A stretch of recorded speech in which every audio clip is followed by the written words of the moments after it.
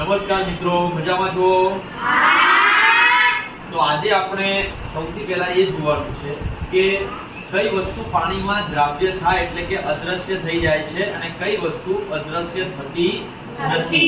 તો તમે જુઓ છો કે અહીંયા મારી પાસે રેતી છે, પથ્થર એટલે કે કાંકરા છે, પછી લાકડાનો વેર છે, અહીંયા ખાંડ, મીઠું, ચોકનો પાવડર, આ બધી વસ્તુ અહીંયા મારી પાસે છે. તો આ બધી વસ્તુને આપણે પાણીમાં નાખી અને ચેક કરીશું અને બોર્ડમાં પછી લખીએ છીએ. તો પહેલા હું એક એક વસ્તુ નાખી દઉં છું. તમે જોઈ શકો છો કે અમે એક ચમચી પણ સાથે રાખીશું. આ ચમચી છે અને અહીંયા હું એક ચમચી રેતી નાખી છે. પછી અહીંયાથી થોડાક કાંકરા પણ નાખી દઉં છું.